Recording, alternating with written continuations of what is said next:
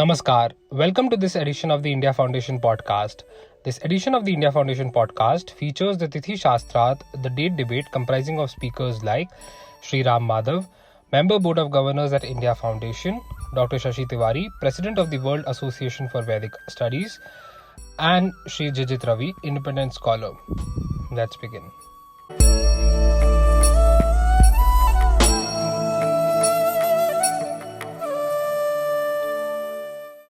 My namaskars to all the distinguished scholars, academics, and other members present in this very important uh, 3-day conference taking place on dating of Mahabharata. You have given a wonderful name for it, Tithi Shastrartha. Shastrartha is our tradition. I'm sure next 3 days you will engage in a very meaningful Shastrartha and come out with some very important conclusions. It is said that past is still at work. Looking at all of you, I now realize the meaning of it.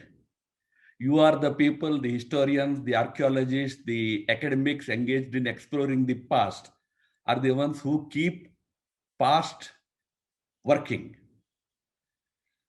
I congratulate you, compliment you for this very important initiative that you have taken. George Santayana used to say that history is always written wrong and so always needs to be rewritten. One need not agree with his first observation that it is always written wrong, but that it should always be rewritten. Appreciated in the right spirit, because history is a never ending exploration about our past. As you encounter new facts, as you encounter new evidences, you always update your historical narratives. In that sense, this effort, although Professor Neera Mishra rightly pointed out, it is not the first time that such an exercise is being undertaken. Yeah, we have had this success going on for many decades. I belong to the RSS. In the RSS, there is one organization called the Itihas Sankalana Yojana. Through that organization, a lot of work has happened in the direction of trying to date these very ancient historical events. So I really compliment you for trying to take it forward. As Professor Neera Mishra very rightly pointed out, uh, unfortunately, history writing, the methodology, even to this day, remains the Western one. We try to fit every historical in that Western historiographic framework. Now that framework came into existence with, as they themselves claim, with Herodotus. Now, Herodotus has been branded as father of history. Herodotus belonged to, I think, if I'm not wrong, 3rd or 4th century BCE. If he is the father of history, our Valmiki and Vyasa should be great grandfather and grandfather of history. But then nobody appreciates the fact that historical recording, historical narratives happened in India also much before the world started acknowledging history from that epic work done by Herodotus in the name of the histories.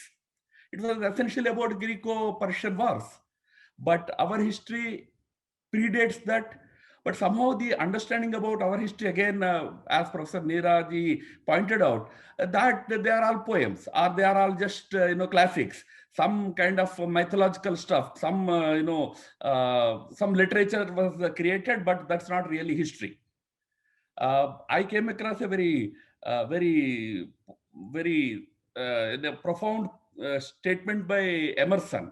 Emerson says, our greatest history is still in our poetry. Meaning what we consider as mere poetry is actually the history.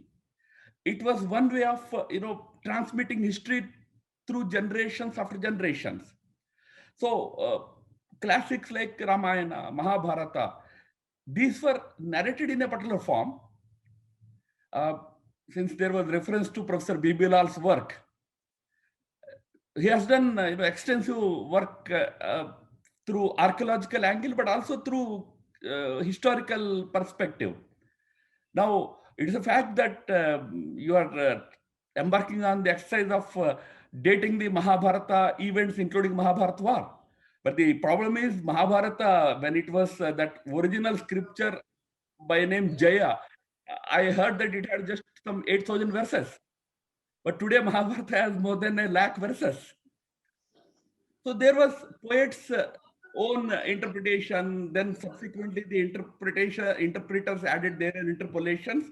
It's a Herculean task to now go back to the original sources case of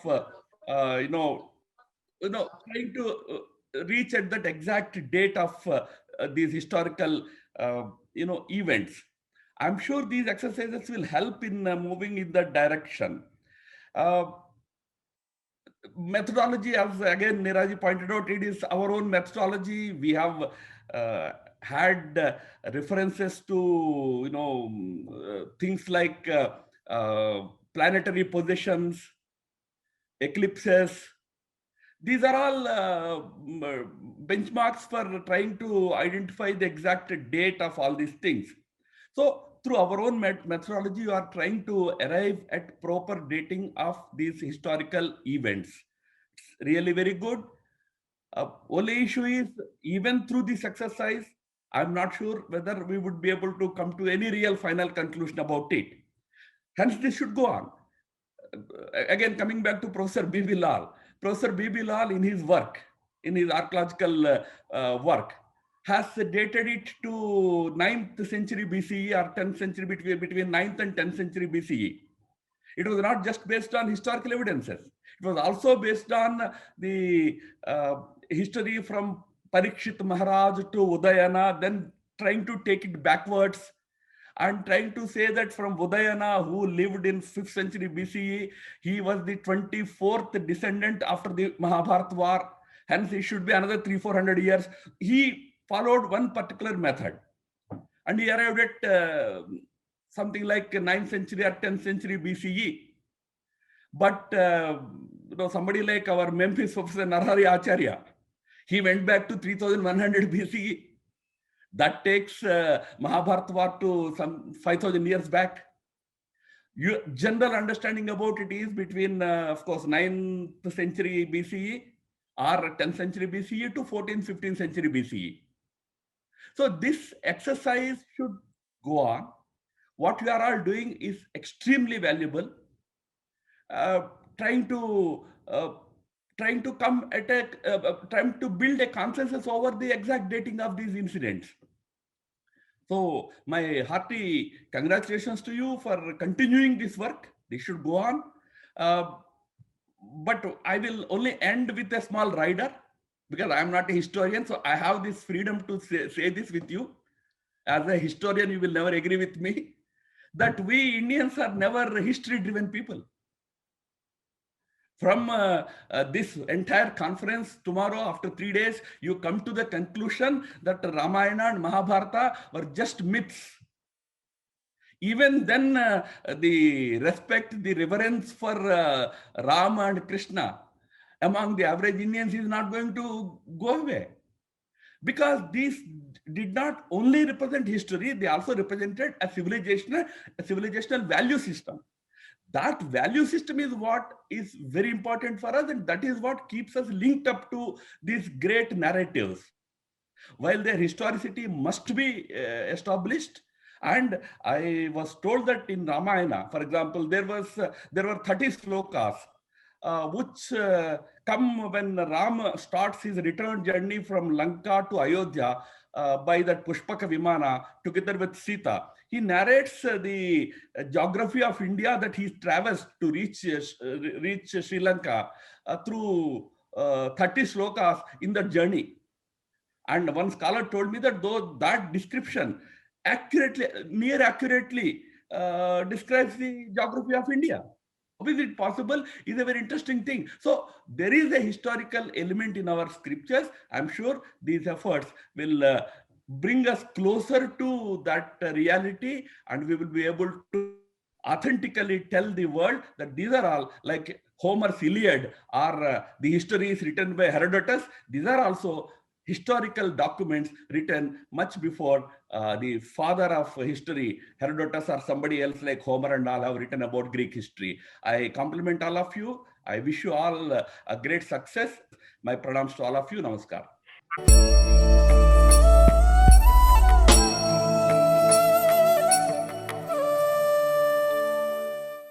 As we all know today, many eminent scholars and researchers are working seriously to find out the date of our ancient historical events, but they are not yet reached to any conclusion.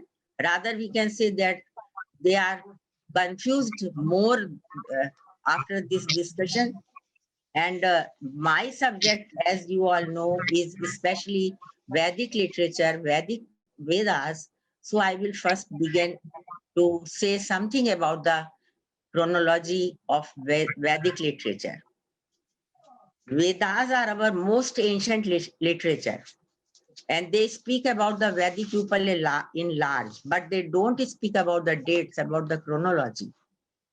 And there are many questions related to Vedic people, which are under discussion as a part of our ancient history, archaeology, religion, mythology.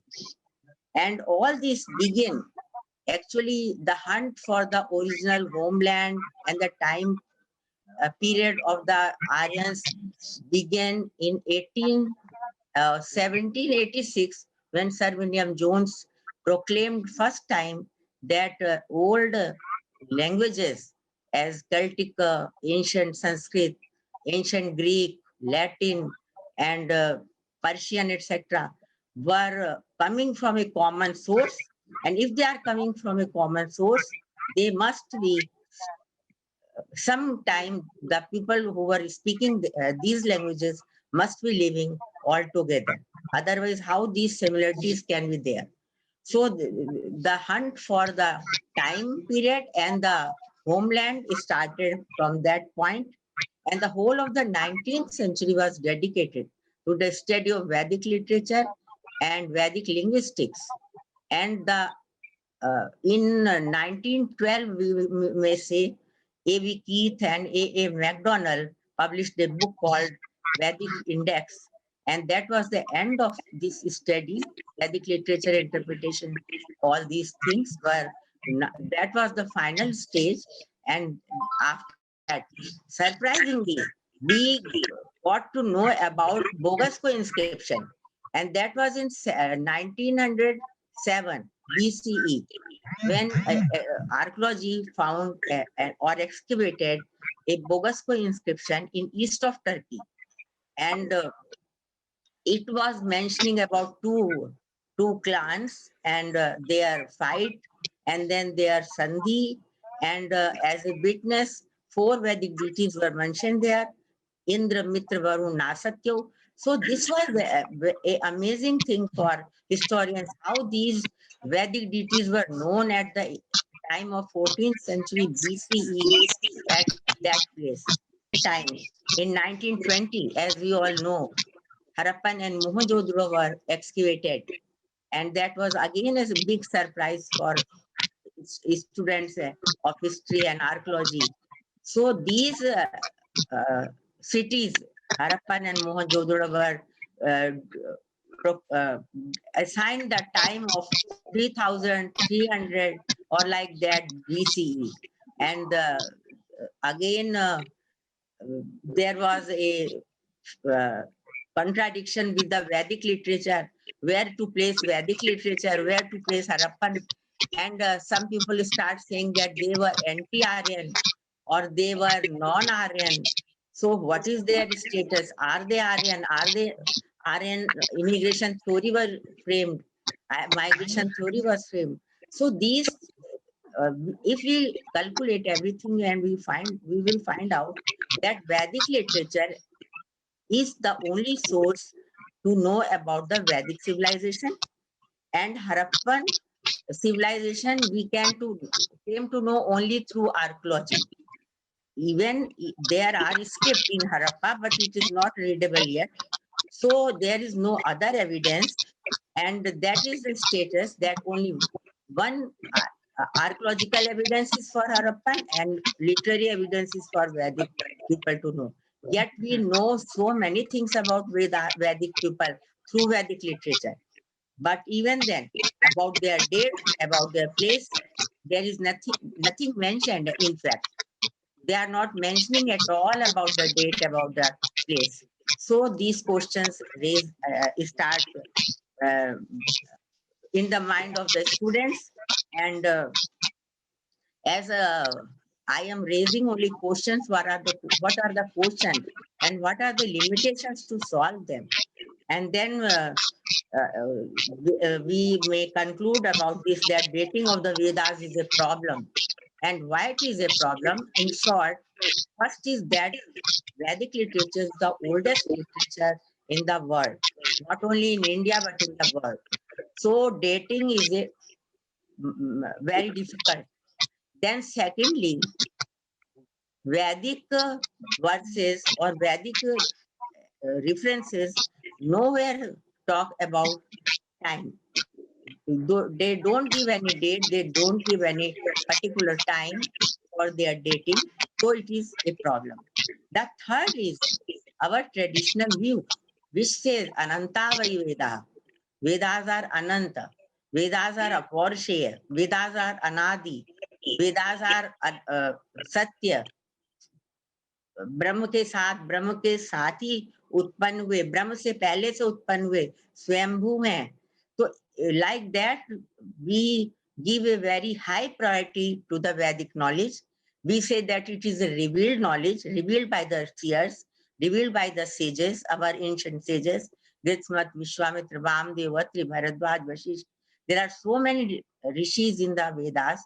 Everyone is revealing some mantra or the other. So it is a revealed knowledge. They are not claiming the authorship of those mantras. So when we are going to give a date, what date for what? Date for knowledge, or date for that verse, or date for that particular authorship which is given by Anukramanis to these mantras? So these are the problems, these are the limitations. Thank you very much.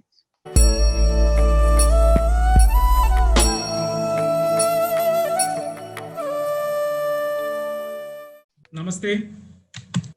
Just without much ado, I just share the screen. So today actually I'm doing the introduction to the topic. That is my today's activity. So I made it like the need for Dyaus and Dhara in arriving at the Kurukshetra Vade. That is the context I want to bring in this particular debate. And Dyaus means the astronomy, and the Dhara is archaeology and other disciplines. And I'll move very fast so that I take no extra time than allotted to me. So with that introduction, let me move. So this is just a recap of yesterday's. So you can see the three groups of dates: 5K groups, 3K and 1K, 2K group. And between 1K and 3K group, today there will be a debate.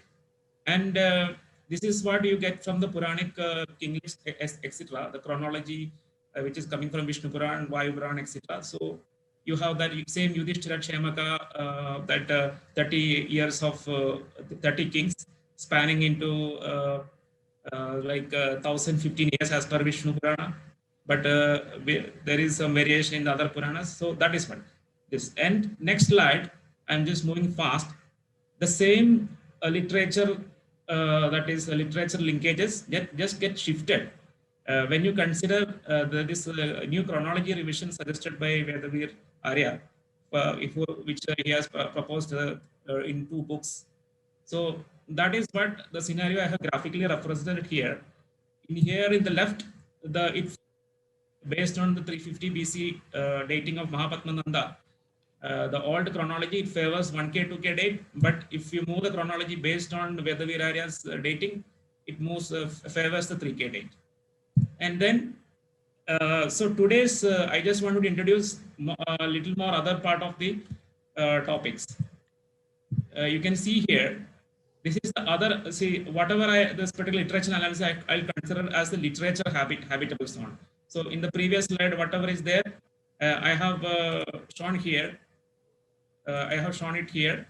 You can see these are these two, the habitable zone that is defined by literature analysis. That is Yudhishthira, Kshamaka, linkages, etc. And there are two versions of it now, because there is a based on the reverse chronology, Vedavirya's chronology, it is coming to 3000 BC area. And if it is not accepted, then it comes to this area, 1000 BC, 2000 BC area. And that is not the end of the story. That's what I want to say. There is technology evolution, Dwaraka excavation, bathymetry, hydrology, climatology, and linguistics. So if you look at it, there is a based on linguistics, there is a possible starting point of Vedic Sanskritam is there. That is minimum 4000 to maximum 5000 BC. That gives doesn't have any impact on any of the chronology, because all of them fall within that, except maybe the Nilesh date. Then climatology, as the tectonic shifts, we have got this particular 2500 BC period as the for the tectonic shift that happened in the Saraswati region. And then the hydrological problem, that is Saraswati river dry up 1900 BC. But here there are variations coming up. Dry up itself is a qualitative statement, so how much dry up, etc., there will be questions. But there are two submergence events on 1500 BC and 3700 BC. You can see in the bathymetry graphs. So that is, but then the Dwaraka pottery, there it is dated to I am giving highest dates, 3532. Then excavation, the city state 1500, it is matching with the submergence event. Then the technology part of it. So these are all well known in the domain. Domesticated horse 4000, then potter's wheel 4200, then solid wheel wagon wheels and bullock carts. So not necessarily driven by horses, 3500 BC. Spooked with chariots, 2500 BC, and lightweight fast chariots. One of the latest dates I see in the literature is something around 2200 BC. And there is a case of 2600 BC solid wheat battle chariot driven by wild asses, not horses. And then the horse chariot burials, so far we have got up to 2000 BC. So this is what the support you get from the other disciplines and other habitable zones. So here I have just juxtaposed the habitable zone with all the three groups of dates here, and you can see how they are spanning. There is some support for, a lot of support for 1K, 2K date, and some amount of support for 3K date in all these habitable zones.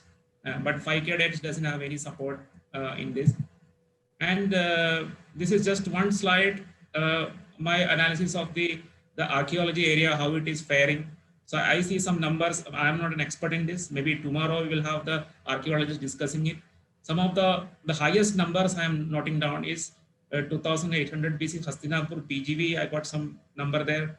Madurai 2300 BC and 3322 BC Kampilya. That is something surprising for me based on the OCP culture. And now I have understand the OCP has come maximum 3700 BC, but not necessarily in Mahabharata cities. And the experts will be talking about it tomorrow. And painted clay, where I am seeing there is an increase.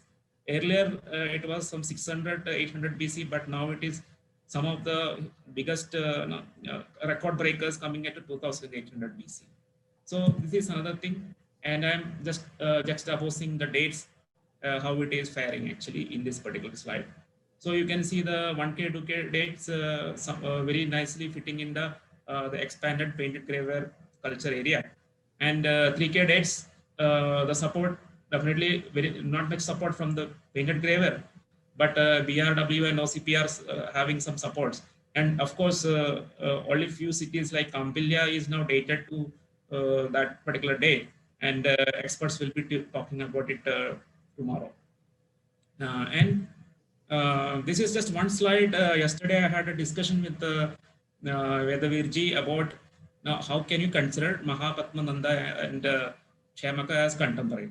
So my answer is that that is not a necessary condition for whatever I have stated before, because we have a direct statement from the Vishnu Purana about Parikshit to Mahapadmananda 1015 years. So Kshamaka plays a very less kind of significance, but still Vishnu Purana have two data points.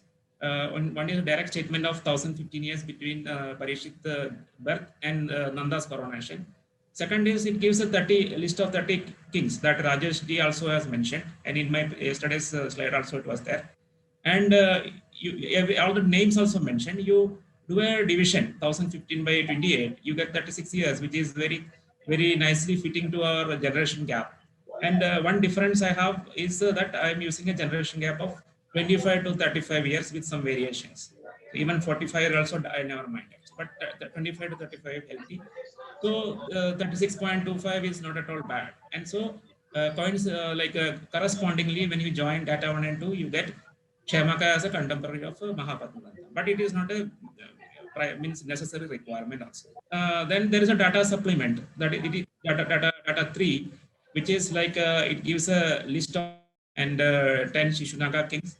The total number 138 and 362 add up to 500 years, but there is an unknown period before that. So if you assume that one unknown period as something like 500 years, then it's again matching with the 1015. And of course, this 1015 number has got a variation. It is represented as 1050 and 1500 in different Puranas, Vayu and Matsya. But that doesn't make any impact because you have a direct statement of Vishnu Purana and the 30 kings in the Vishnu Purana. And Vishnu Purana is among all the other Puranas compared, it is the highest data integrity. Most of the researchers agree on that. And now I come to my last slide. So this is with this background, I'm introducing today's discussion. So out of the entire gamut of Mahabharata researchers, 4 researchers are debating. So you can see Vedavirarya with the 3162 date, Manish Ashok 1993, and Ramamurthy at 1504, debating for today. So that is the end of my talk. And I thank a lot Neeraj and Omji for this allowing this session and giving this introduction to our panelists to talk and debate. Many thanks. Thank you. Thank you so much for listening to this edition of the India Foundation podcast. Do like, share, and subscribe the India Foundation channel.